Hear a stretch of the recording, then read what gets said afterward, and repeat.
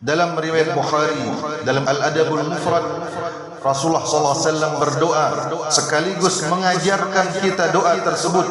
Allahumma habbib ilaina al-iman wa zayyinhu fi qulubina wa karrih ilaina al-kufra wal fusuqa wal isyan.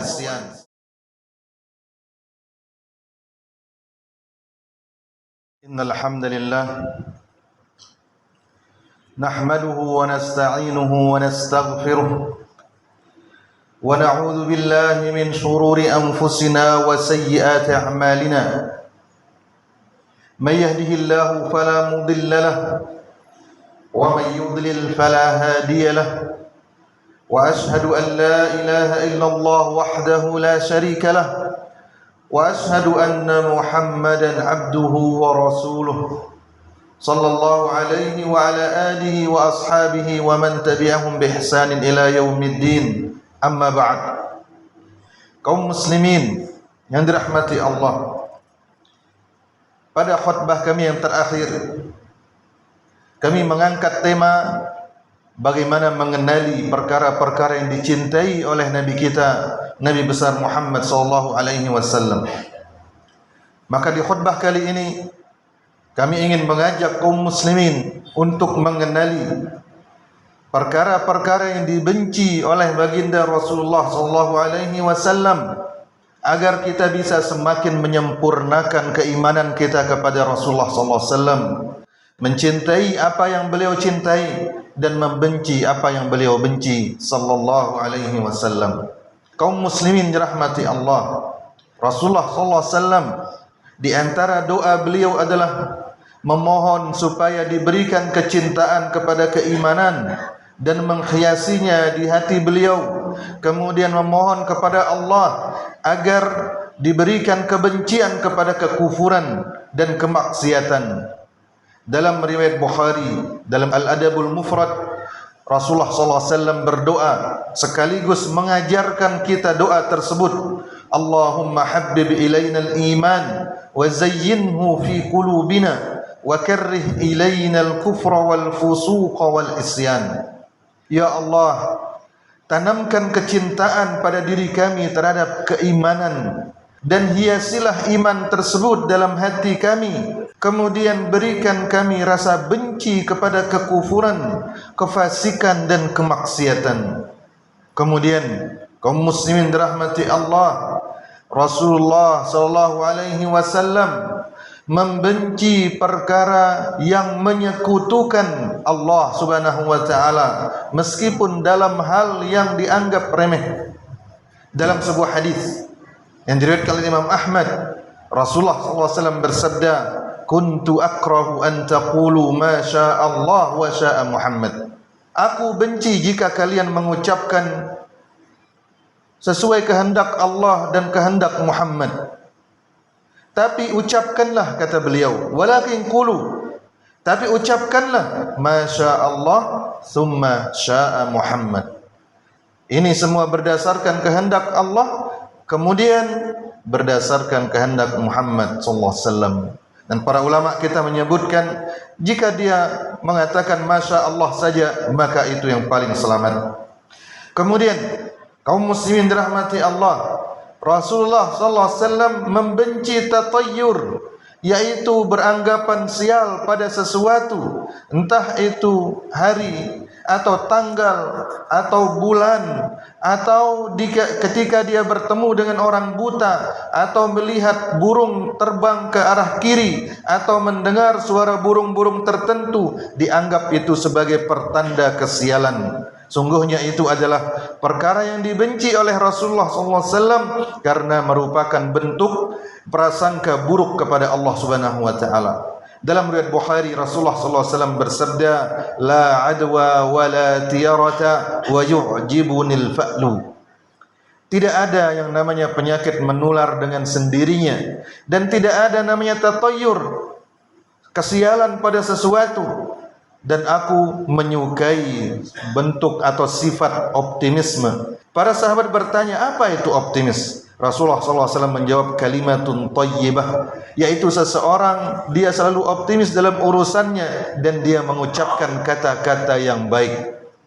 Kemudian kaum muslimin dirahmati Allah, Rasulullah sallallahu alaihi wasallam membenci nama yang buruk, entah itu dari segi maknanya atau dari susunannya atau nama-nama yang tidak jelas maknanya. Rasulullah sallallahu alaihi wasallam sebagaimana diriwayatkan oleh Abu Daud, jika beliau menugaskan seseorang, beliau bertanya tentang namanya. Jika beliau tidak suka dengan namanya yang biasanya dicerminkan dalam maknanya, maka tampak ketidaksukaan beliau pada wajah beliau sallallahu alaihi wasallam. Kemudian jika beliau mendatangi atau menyinggahi sebuah kampung, beliau bertanya juga apa nama kampung tersebut. Jika beliau tidak senang dengan nama kampung tersebut, maka itu tampak pada wajah beliau sallallahu alaihi wasallam, dan tidak jarang beliau mengganti nama para sahabat yang bermakna negatif. Kemudian kaum muslimin dirahmati Allah, Nabi kita Muhammad sallallahu alaihi wasallam membenci makan bawang mentah sebelum masuk ke masjid untuk salat berjamaah karena aromanya yang tidak sedap. Dalam hadis yang diriwayatkan Imam Muslim, Rasulullah sallallahu alaihi wasallam bersabda, "Man akala min hadhihi asy-syajarah al-khabithah syai'an fala yaqrabanna fil masjid." Siapa yang makan bawang mentah kemudian dia datang ke masjid, tidak usah dia mendekati kami. Silahkan dia salat di rumahnya, tidak usah dia salat bersama kami di masjid. Kemudian para sahabat berkata, Rasulullah sallallahu alaihi wasallam telah mengharamkan bawang. Maka ucapan para sahabat sampai kepada Nabi sallallahu alaihi wasallam, dan beliau pun menjelaskan, ayyuhan nas innahu laisa bi tahrimu ma ahallallahu li.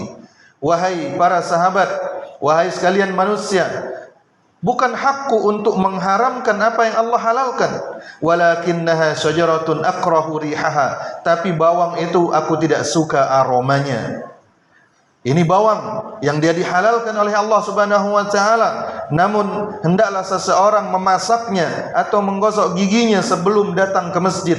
Lalu bagaimana dengan aroma yang lebih parah dari bawang seperti rokok? Kemudian kaum muslimin dirahmati Allah, Rasulullah sallallahu alaihi wasallam tidak menyukai minuman panas. Dari Uqbah ibn Amir radhiyallahu taala anhu, dia berkata, kana Rasulullah sallallahu alaihi wasallam yakrahu syurbal hamim. Rasulullah sallallahu alaihi wasallam tidak suka minum langsung minuman yang masih panas sekali. Diriwayatkan oleh Imam Ahmad. Abu Hurairah berkata dalam riwayat Al-Baihaqi, la yu'kalu ta'amun hatta yadhhaba bukharuhu. Jangan makan makanan yang masih panas sampai hilang uapnya. Kemudian Nabi sallallahu alaihi wasallam tidak suka sama sekali beliau ketika datang para sahabat berdiri menyambut beliau sebagai bentuk penghormatan. Anas ibn Malik radhiyallahu taala anhu sebagian dalam riwayat Tirmizi berkata, lam yakun syahsun ahabba ilaihi min Rasulillah sallallahu alaihi wasallam. Tidak ada orang yang lebih dicintai oleh para sahabat melebihi Rasulullah sallallahu alaihi wasallam. Rasulullah sallallahu alaihi wasallam adalah orang yang paling dicintai oleh para sahabat. Wa kanu idza ra'awhu lam yaqumu. Tapi meskipun demikian, jika mereka melihat Rasulullah sallallahu alaihi wasallam datang, tidak ada seorang pun yang berdiri menyambut untuk menghormati beliau. Lima ya'lamuna min karahiyatihi lidzalika. Karena mereka tahu Rasulullah sallallahu alaihi wasallam tidak suka seperti itu. Dan mereka mencintai apa yang Rasulullah sallallahu alaihi wasallam cintai dan membenci apa yang Rasulullah sallallahu alaihi wasallam benci. Kemudian beliau sallallahu alaihi wasallam tidak suka ada orang yang mengiringi beliau, jalan di belakang beliau ketika beliau berjalan. Sebagaimana dalam hadis riwayat Abu Abdullah Al-Hakim dari sahabat Abdullah bin Amr bin As radhiyallahu taala anhuma, dia berkata, kana Rasulullah sallallahu alaihi wasallam yakrahu an yata'a ahadun aqibahu. Rasulullah sallallahu alaihi wasallam tidak senang beliau diiring-iringi. Berjalan beliau di depan lalu para sahabat di belakang. Beliau tidak senang. Walakin yamin wasyimal. Tapi beliau mengatur supaya para sahabat berjalan di kanan dan di kiri beliau karena rendah hatinya Rasul kita sallallahu alaihi wasallam. Kemudian Rasulullah sallallahu alaihi wasallam membenci orang yang tidur sebelum Isya dan begadang setelah Isya tanpa kebutuhan. Abu Barzah Al-Aslami sebagaimana dalam riwayat Tirmizi berkata, kana Nabi sallallahu alaihi wasallam yakrahu an-nauma qabla al-Isya wal hadits ba'daha. Nabi sallallahu alaihi wasallam tidak senang tidur sebelum Isya, dan begadang bincang-bincang tanpa kebutuhan setelah Isya. Karena tidur sebelum Isya menyebabkan seorang bisa terlewat salat Isya, dan begadang setelah Isya bisa menyebabkan seseorang terlewat salat subuh. Kemudian Nabi SAW membenci cara sujud di dalam salat, menempelkan lengan seperti hewan buas yang sedang berbaring. Dalam hadis Aisyah riwayat Imam Ahmad, kana Rasulullah sallallahu alaihi wasallam yakrahu an yaftarisha dhira'aihi iftirasha as-sabu'. Rasulullah sallallahu alaihi wasallam tidak suka ketika ada orang sujud dia menempelkan lengannya di lantai, tapi hendaklah dia mengangkatnya dan merenggangkan sikunya. Kemudian Nabi sallallahu alaihi wasallam tidak suka orang yang berludah ke arah kiblat, baik itu di luar salat ataupun di dalam salat, terlebih lagi selama dia di dalam masjid. Anas bin Malik menceritakan Nabi SAW pernah melihat di arah kiblat ada ludah. Kemudian beliau mengerik ludah tersebut yang sudah kering dengan tangan beliau sendiri. Kemudian beliau mengolesinya dengan minyak wangi. Kemudian beliau nampak tidak senang dengan orang yang meludah tersebut. Kemudian beliau bersabda, inna ahadakum idza qama fi salatihi fa innama yunaji rabbahu aw rabbuhu bainahu wa baina qiblatihi fala yabzuqanna fi qiblatihi walakin an yasarihi aw tahta qadamihi. Salah seorang di antara kalian ketika sedang berdiri salat, sesungguhnya dia sedang berbicara dengan Allah. Allah berada di depannya, maka jangan sampai dia berludah ke arah kiblat. Tapi jika dia harus berludah, hendaklah dia berludah ke arah kiri atau di bawah kakinya. Tapi karena masjid kita ada karpetnya, ada lantainya, kemudian ada orang juga di sebelah kiri kita, maka hendaklah kita berludah ke pakaian kita atau ke tisu atau sapu tangan, tapi dengan menempelkannya ke mulut kita agar tidak seperti orang yang berludah ke arah kiblat. Kemudian Nabi SAW membenci orang yang menyimpan harta yang akan disedekahkannya. Harus segera disedekahkan. Dari Uqbah bin Haris, sebenarnya Imam Bukhari, pernah Nabi SAW salat asar. Selesai salam, beliau bergegas bangun. Yang biasanya duduk zikir, tiba-tiba beliau bergegas masuk ke rumah. Kemudian tidak lama kemudian beliau keluar dan bersabda, kuntu halaftu fil baiti tibran minas sadaqah. Aku lupa ada emas yang masih tersimpan di rumahku kemarin dan menginap emas tersebut. Fakarihtu an ubayyitahu faqasamtuhu. Maka aku tidak senang ada harta yang menginap di rumahku tanpa sempat aku bagi-bagikan, yaitu sedekahkan. Sallallahu alaihi wasallam. Kemudian beliau membenci atau tidak suka zikir tanpa bersuci. Muhajir ibn Qunfud pernah melewati Nabi SAW dan saat itu Nabi SAW sedang kencing, buang air kecil. Muhajir mengucapkan salam, tapi Nabi SAW diam. Kemudian selesai buang air kecil, Rasulullah SAW berwudu. Kemudian beliau mengejar Muhajir dan berkata, inni karihtu an adhkurallah azza wa jalla illa ala tuhrin. Maafkan aku tadi tidak menjawab salammu karena aku tidak senang berzikir meskipun itu sekedar salam dalam keadaan tidak berwudu. Aqulu qauli hadza wa astaghfirullah li wa lakum.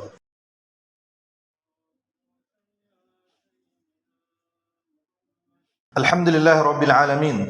Wassalatu wassalamu ala ashrafil anbiya'i wal mursalin. Wa ashhadu an la ilaha illallah wahdahu la syarika lah. Wa ashhadu anna Muhammadan abduhu wa rasuluh, amma ba'd. Kaum muslimin rahmati Allah, perkara berikut yang dibenci oleh Rasulullah sallallahu alaihi wasallam adalah gambar makhluk bernyawa. Dalam riwayat Bukhari, Aisyah pernah membeli sebuah tirai atau kelambu yang ada gambar makhluk bernyawa. Kemudian dia pasang di kamarnya. Karena Rasulullah SAW terbiasa solat di rumah beliau, solat sunnah. Ketika beliau melihat tirai tersebut, beliau membencinya dan itu tampak pada wajah beliau. Beliau tidak mau masuk ke kamar. Kemudian Aisyah pun paham, lalu dia mencopot tirai atau kelambu tersebut dan tidak memasangnya lagi, tapi dibuat untuk sarung bantal dan sejenisnya. Kemudian Rasulullah SAW tidak suka orang yang mengetuk pintu, kemudian ditanya oleh tuan rumah, siapa itu? Lalu dia menjawab, saya, tanpa menyebut namanya. Sebagaimana dalam riwayat Bukhari dari Jabir ibn Abdullah radhiyallahu ta'ala anhuma, bahwa Jabir pernah bertamu ke rumah Nabi SAW untuk membayar hutang ayahnya Abdullah. Ketika dia mengetuk pintu, Rasulullah SAW berkata, siapa itu? Jabir berkata, ini saya. Maka Rasulullah SAW marah sambil mengatakan, saya. Maka Jabir langsung paham bahwa Nabi SAW tidak suka, maka dia menyebut namanya bahwa yang datang adalah Jabir. Kemudian Nabi SAW membenci orang yang berjalan di kuburan dan menginjak kubur saudaranya.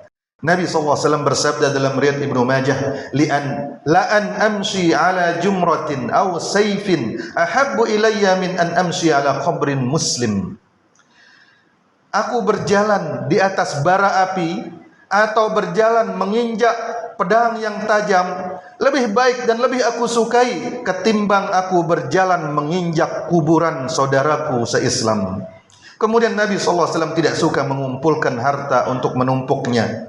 Beliau mengatakan dalam hadis yang lain, cukup harta keluarga Nabi Muhammad SAW itu adalah kebutuhannya untuk makan satu hari. Cukup itu. Beliau bersabda dalam hadis riwayat Bukhari, "Lau kana li mithlu Uhudin dhahaban la sarrani alla tamurra alayya 3 layalin wa 'indi minhu syai'un illa syai'an ursiluhu lidainin." Aku tidak suka jika aku memiliki emas sebesar gunung Uhud yang panjangnya sekitar 7 km dan tingginya 300-an meter. Aku tidak suka memiliki emas seluas itu, sebanyak itu, lalu lewat 3 hari sementara masih tersisa padaku, kecuali yang aku sisakan untuk membayar hutang. Kemudian Nabi SAW tidak senang membuat sahabat-sahabatnya itu bosan dan tidak enak. Bahkan memberi nasihat pun beliau secara berkala. Sebagaimana dalam riwayat Ibnu Mas'ud dalam riwayat Bukhari, Nabi SAW dulu memberikan kami nasihat secara berkala, tidak setiap waktu dan tidak setiap hari, karena beliau tidak ingin kami bosan.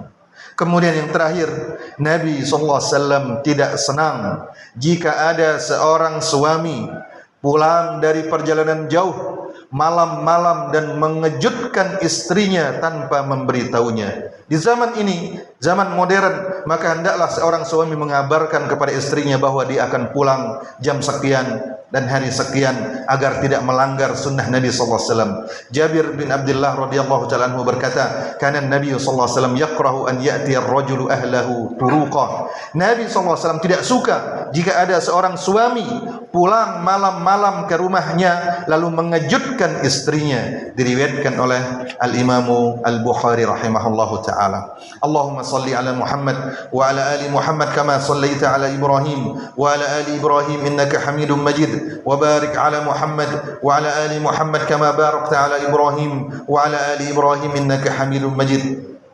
ربنا اغفر لنا ولإخواننا الذين سبقونا بالإيمان ولا تجعل في قلوبنا غلا للذين آمنوا ربنا إنك رؤوف رحيم. اللهم وفق ولاة أمورنا لكل ما تحب وترضى وارزقهم بطانة صالحة وقهم بطانة السوء يا رب العالمين. اللهم آتنا في الدنيا حسنة وفي الآخرة حسنة وقنا عذاب النار. وصلى الله على نبينا محمد وعلى آله وصحبه وسلم وآخر دعوانا أن الحمد لله رب العالمين.